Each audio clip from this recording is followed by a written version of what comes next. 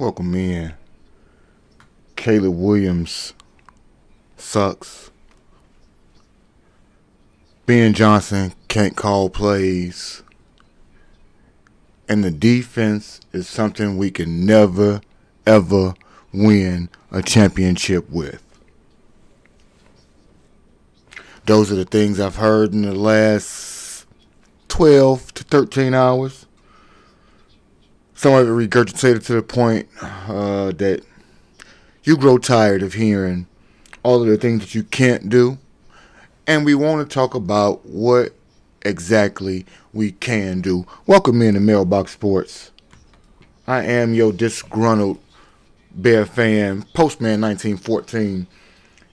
And today, I proclaim, as we just finished listening to Ben Johnson, elocute so very calmly to show that while yesterday's 42-38 loss was a disappointment, there are areas of focus that can give us great confidence and competence that was displayed, has been displayed, and will be displayed.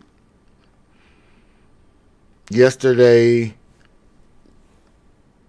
in a lot of ways, spells a few things definitively for you. You will not be competing for the number one overall seed, so there will be no home field advantage throughout the course of the playoffs, unless good fortune yet again stems the tide and every seed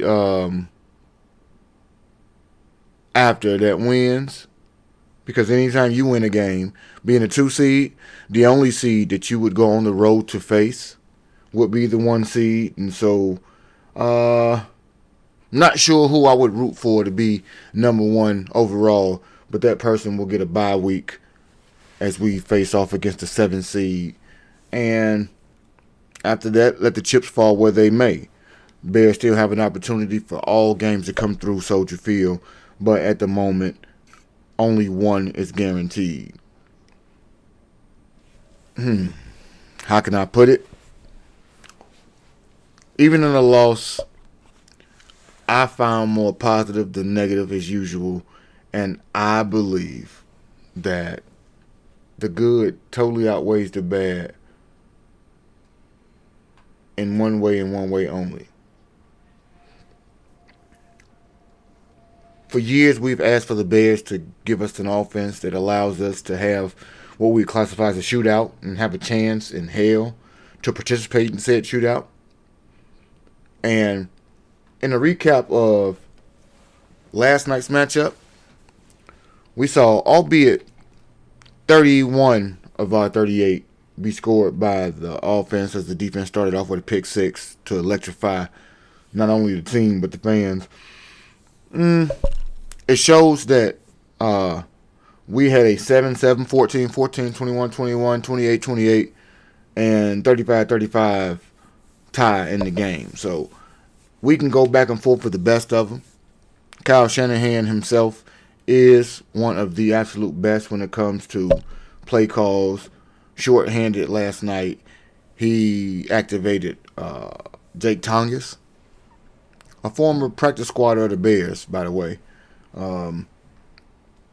He incited the panic button known as CMC, Christian McCaffrey, and a couple splash plays here with Demarcus Robinson, Brian Robinson Jr., and Jawan Jennings were enough, along with Brock Purdy showing you his arm and leg is able to do things when he have time, because when he had time, he accounted for 5 total touchdowns, 3 in the air, 2 on the ground, and Christian with that 181 ultimately was some of the leading reasons why we suffered a defeat. Last second, as you know, we had an opportunity with the drive down the field to get the ball into the end zone, but came up inches short with the pass and the finish, and the game concluded on Caleb's last pass with zeros hitting the clock.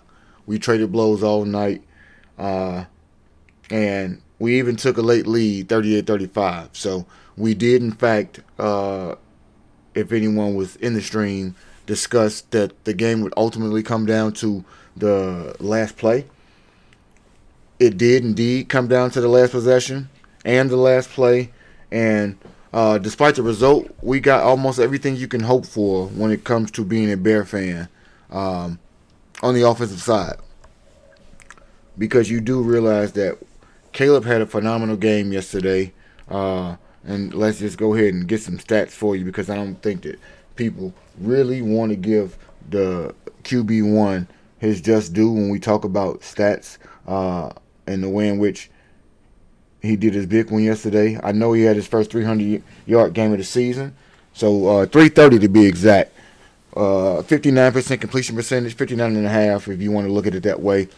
We did see several critical drops at the end of the game to go along with a lot of brilliant catches. We saw some underthrows that coincided along with some beautiful dimes. 54 yards for Swifty on the ground with 38 with Monangai. Only 110 total yards on the ground yesterday. Kind of a off night, 22 total touches. Not the way in which the game script dictated at times, but when we needed to in key spots, it did happen.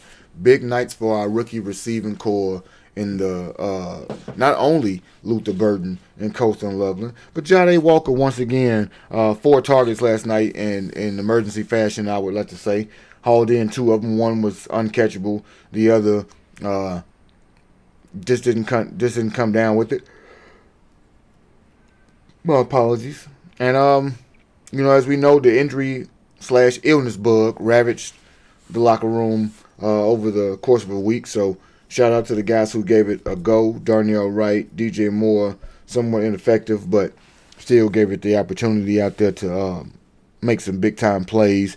There were several big-time plays made on both sides because both guys, like I said, marched their teams back and forth up the field. There was not a lot of defense being played. There was a critical defensive play that was called back, however, in the fourth quarter, I believe. Niners, and it was a game decided in touchdown. 30 fields. Yeah, who knows? I can't think of it right now. There was an interception by C.J. Gardner-Johnson that was called back for an illegal hands to the face. That particular play coincided with a touchdown 2 plays later. Game might go differently at that point, but as it stands, we are the only team in NFL history, I believe, as Waddle and Sylvie just elocuted, that had 38 or 35 plus points, no sacks allowed, no turnovers, forced a turnover, i.e. Defensive scoring opportunity on said turnover, and managed to lose. So we won the turnover battle, didn't get sacked, had a wonderful game in the air, and still managed to lose the game. And so it's somewhat disappointing, but you do realize that, how can I put it? You still won the division. You still have an opportunity to play multiple home games.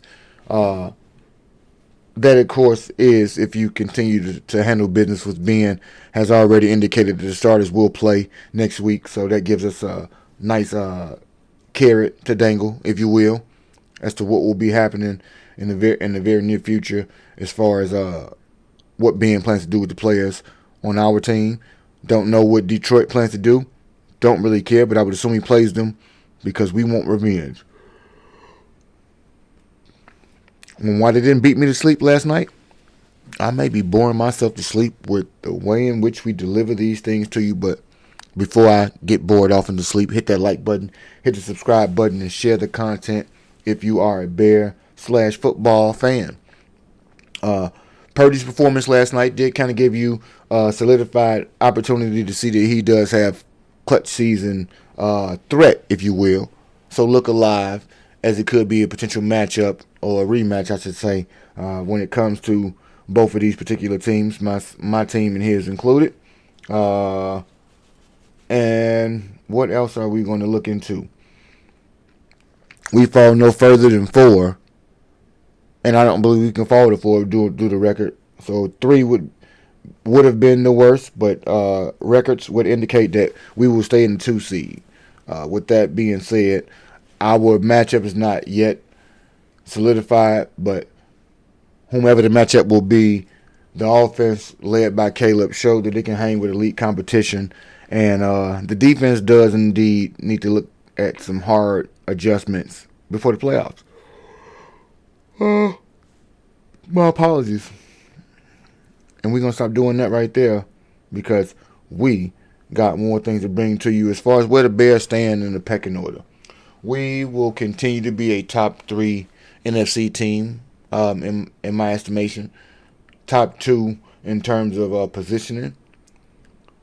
And I think that the offense, again, took another step in the right direction last night with scoring, albeit San Francisco is still ahead of us. We moved up in the rankings again. It gave you explosion. It gave you consistency. It gave you all facets that was needed. And it shows you that we have a quarterback that may have cemented himself as a legitimate young star in the NFL.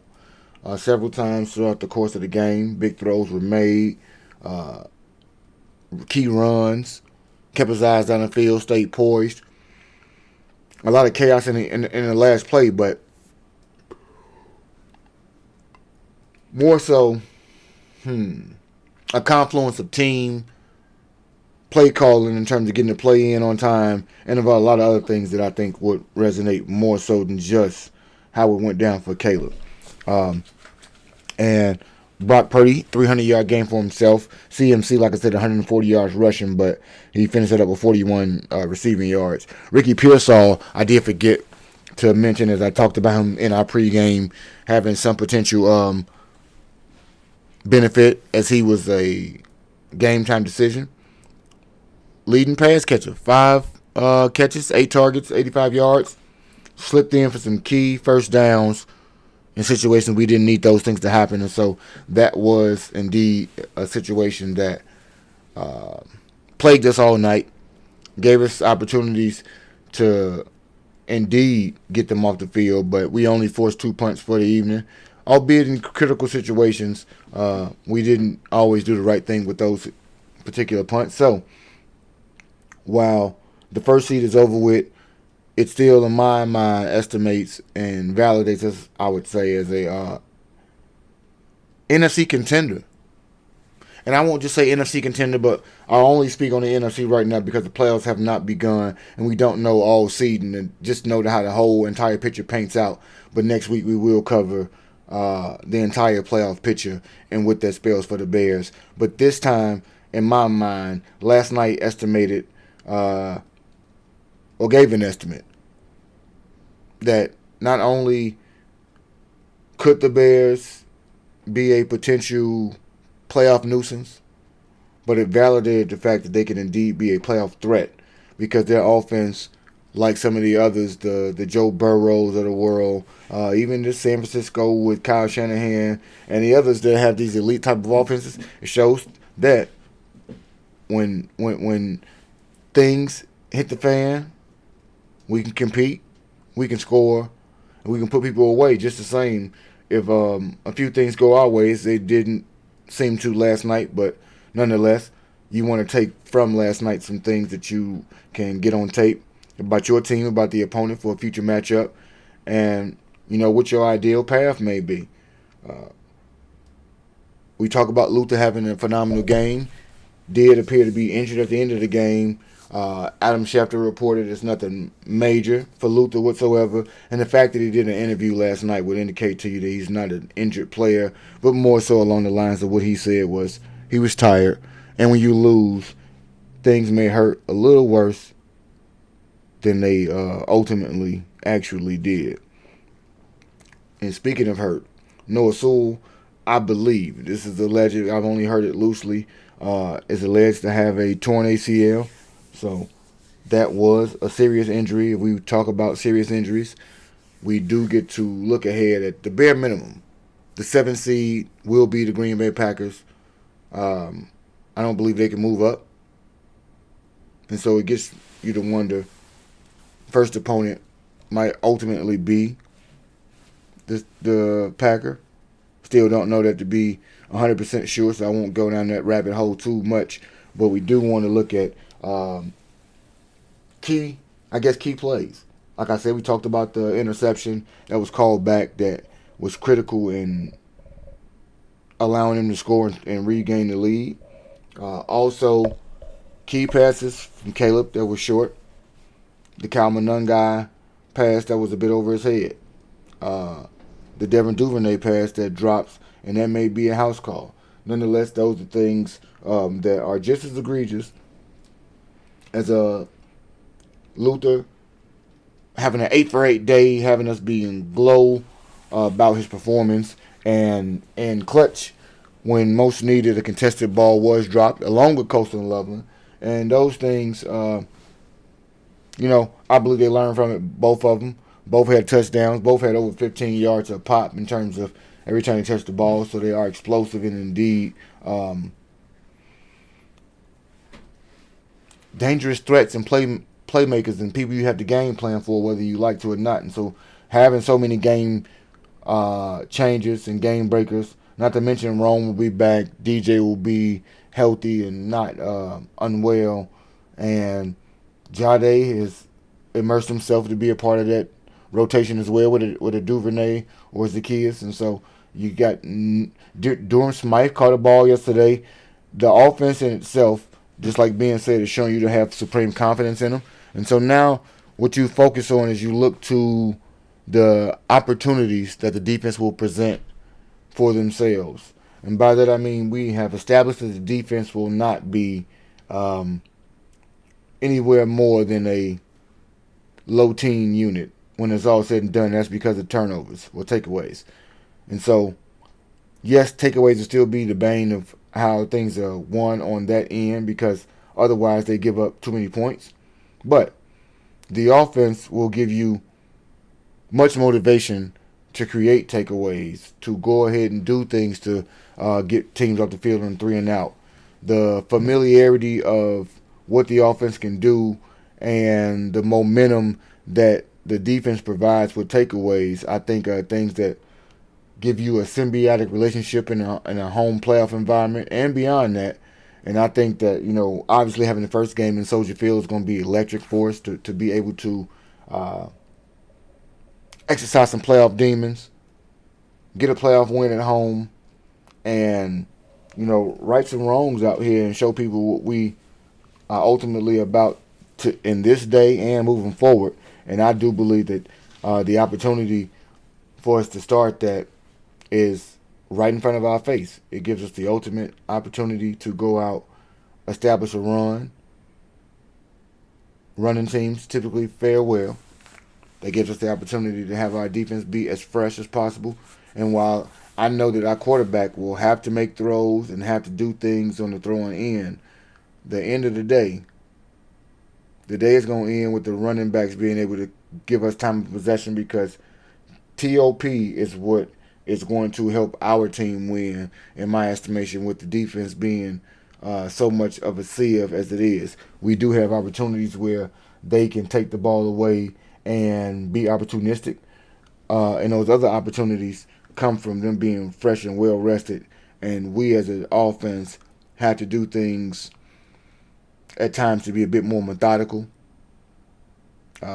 long-winded when it comes to the types of drives that we speak of, and have those opportunities for us to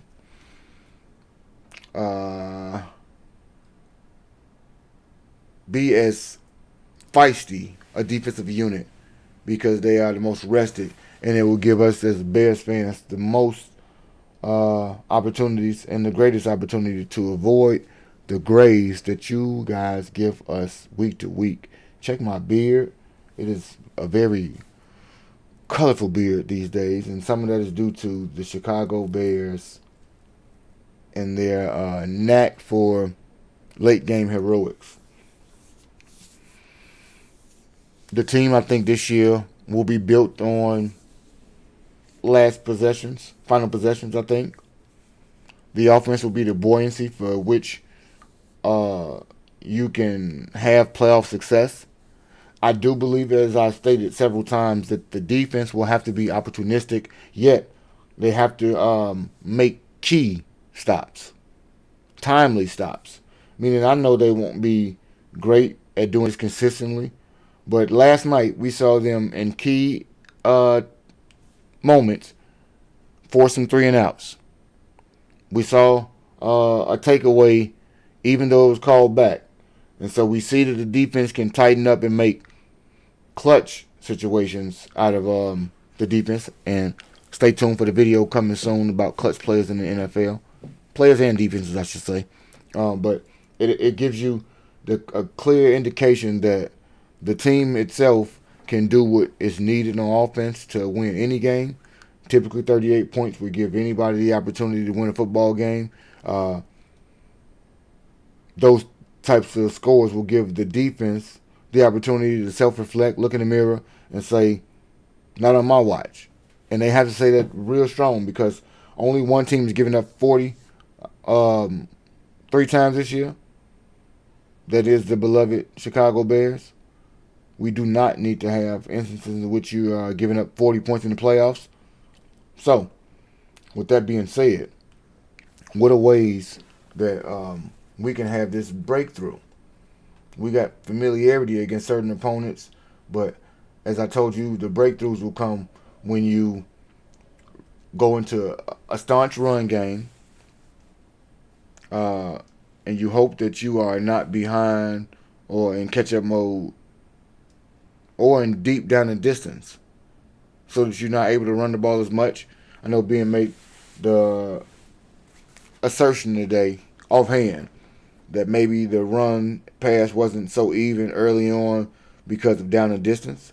So it can be pre-snap penalties, not getting the most out of the incompletions on first and second down perhaps. And so we want to do better to execute on first down and second so that we stay in short yard distance and we can go ahead and matriculate the ball down the field vertically and on the ground. If we want to, we can allow Caleb and his heroics to win us a game. If not, what's next? Are the Bruise Brothers going to scamper down the field and do us their best version of being Rhythm and Bruise? You want to know that the opportunities out of there, and you want to know that the Bears are there to stamp it and book it for you. You know, who do you really want to mail it in? Not us, any team but us. So, what things do you think we as a team need to shore up, and how? As opposed, to make a deep run, as opposed to the complaint that we don't have certain things and they can't make the adjustment. Each suggestion for creativity and solution offers or represents a chance for Chicago to prove itself. It's not just what I would classify as a regular season darling, but you go out, you win, you a playoff game or three, and now you are a Super Bowl contender. So I'm curious to see exactly how our game goes against Detroit. I know the Stars will be playing. Not sure about Detroit starters. Caleb is 270 yards away from 4,000. Will Ben allow him to chase said record? Let's go ahead and look at Monangai. So Monangai got only 769 yards now, so he will not get to 1,000 yards. DeAndre went over 1,000 last night, so he is at 1,043. I would like to say something like that. Who knows? He good. Luther made hay again last night with his receiving yards. 600 is where he at. Him and Rome and DJ got 600. Coasting as well. So we got a lot of 600s out here. And let me ask, will we take every, including, let me see, what is Komet have? Komet got 330.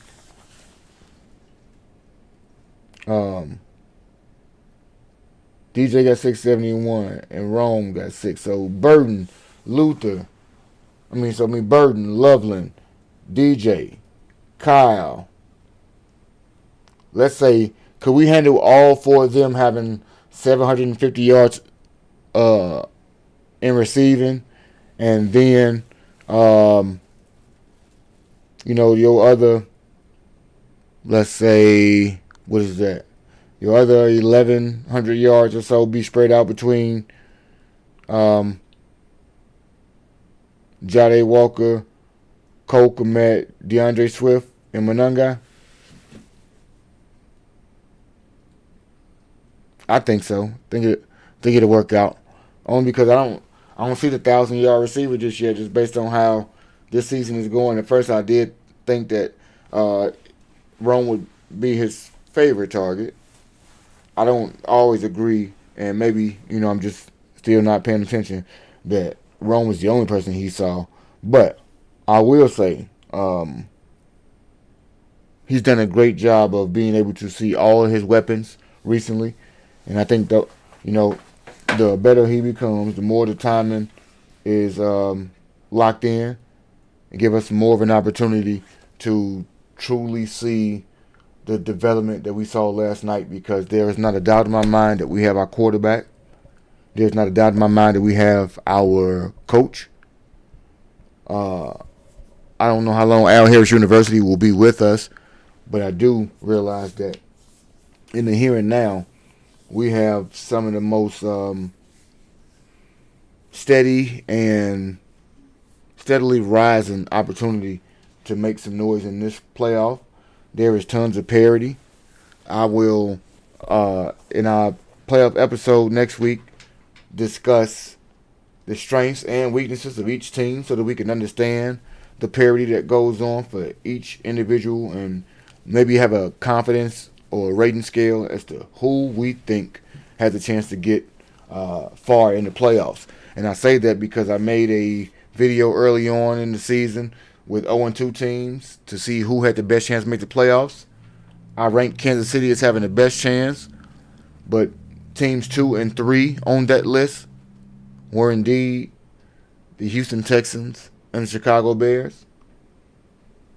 Both of them in the playoffs. So, feel free to go back and see Coaches on the Hot Seat or 0-2 teams for the video, I believe. Both of those videos are out. We can check who might not be here as we look forward to Week 18 next week. What coaches won't be here. What teams indeed did survive the 0-2 start and make the playoffs. And what teams continue to fall down that pit, that football pit. I'm not sure. You're not sure. We're not sure. But until next time, you hit that like button. Smash that subscribe button if you're new. Send this video to your friends. We need to talk. How did you feel about Caleb's performance last night? What do you think the Bears can do to be a playoff contender?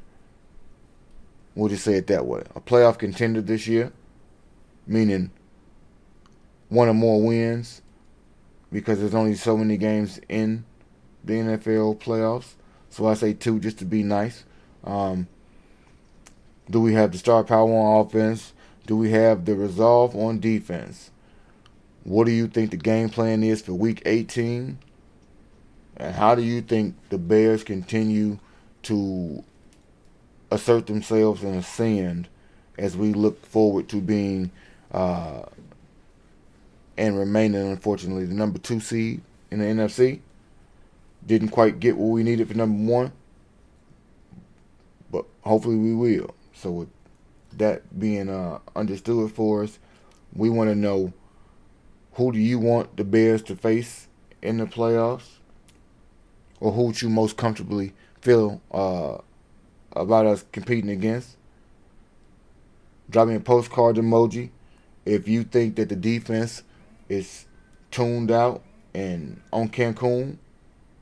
Drop me a mailbox if you think that Caleb can stuff several touchdowns into that proverbial sports box known as the offensive playmaker's hands. I think the Rocket and the mailbox gonna take off. I don't think we get any postcards. Uh, who's your dream matchup if you had to choose for the playoffs right now? I heard some say Green Bay. I prefer somebody who has to come from the warm and play in the cold. We will know. We do know it won't be the Lions. Won't be the Vikings. Dome playing asses. Won't be none of them. No, no, no. But we're going to have a full breakdown next week on NFC playoff bracket scenarios and situations. We will have a video that will drop chronicling the most clutch NFL individuals and defenses. And I want you to drop in the comments who you think are the most clutch individuals in the NFL this year, offense or defense. And how far do you think the Bears are going so far in these playoffs? I'm going to give you exact seed projections next week. We will talk about strengths and weaknesses after the conclusion of the Detroit game in Week 18.